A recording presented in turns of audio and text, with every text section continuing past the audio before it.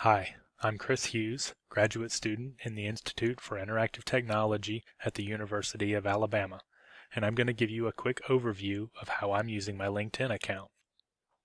I've had a LinkedIn account for several years, but since I've held the same job for the last 15 years, I haven't spent much time building a strong professional profile. I always assumed that LinkedIn was for people actively searching for employment. After doing some reading about growing your professional support network and the importance of professional reputation building, I began to look more seriously at how I was using or not using the power of LinkedIn. I started looking around at the profiles of other people in my line of work, especially those who seemed to be successful, even if they didn't seem to be looking for another job. The first thing you notice about these profiles is they have a lot more stuff on the page.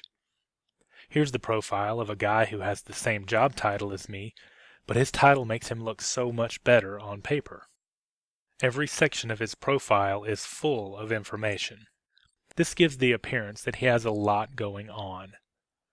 He has a nicely formatted, narrative introduction using important keywords associated with his key skills and attributes.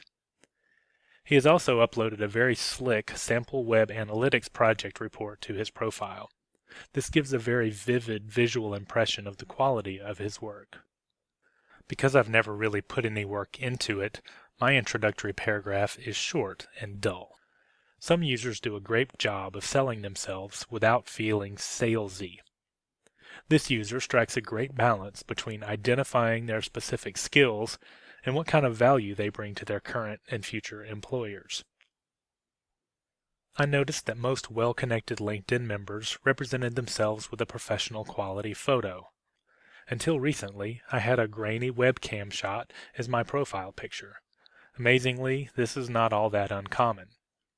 The first thing I did was update my photo to a semi-professional shot in business dress.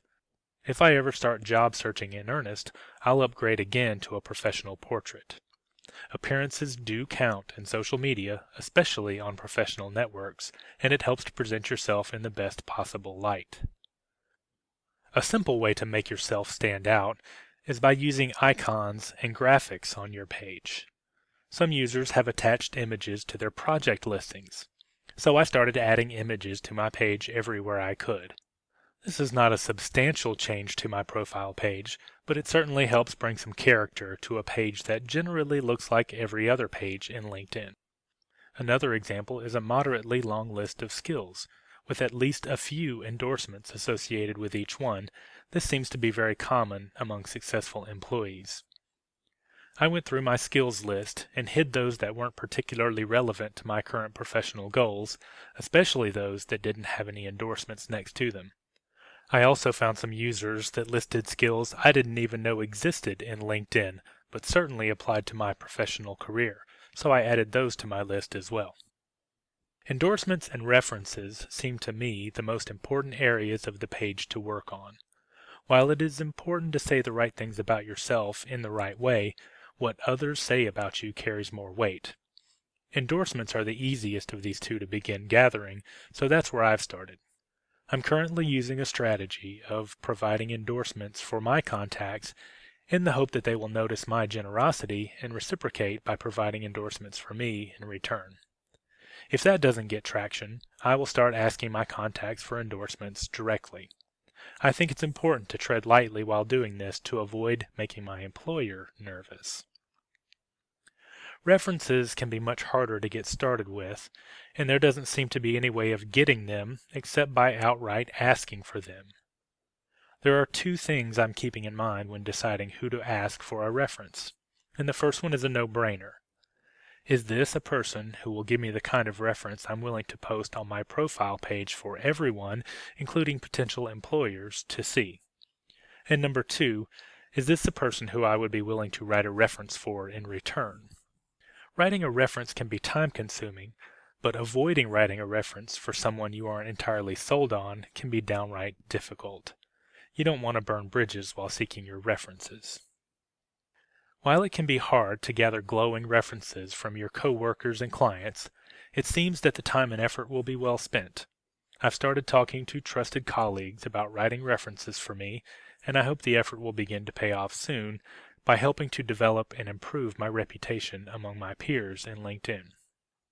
But the hottest topic in LinkedIn right now is group memberships. This is a way to associate yourself with like-minded individuals and make connections with people who you do not have a direct connection with. I have recently joined several groups related to web development and higher education, including the Higher Ed Web Content Group, which is focused on the creation of engaging content for college and university websites. I also joined a couple of technology-specific groups that I think will come in handy when I have a question or need to bounce ideas off a group of like-minded individuals. I'm just starting to get involved with these group discussions, but I can already see how effective building connections and reputation within these groups can be. I'm currently involved in a discussion about building and maintaining a faculty and staff directory for a college website. There is a tremendously diverse group of college development teams represented in this group, and they each bring a unique perspective to tackling this problem. By discussing my development process with the group, I have received some valuable exposure for a faculty and staff directory that I've been working on in the past few months. Despite the effort I've put into my profile recently, the biggest thing I'm changing about my LinkedIn account is my own attitude. LinkedIn groups are a fantastic resource for meeting other people in my field and discussing important topics with them. They provide a support network and a sounding board when things aren't working as planned, and a cheering squad to celebrate the success of a recently completed project. Finding the right groups to get involved with can bring many benefits to help boost your career and maybe even start a friendship or two. With this newfound knowledge, I'm learning to treat LinkedIn as a career builder rather than just a career starter. I'm Chris Hughes, and these have been my thoughts on LinkedIn. Thanks for listening.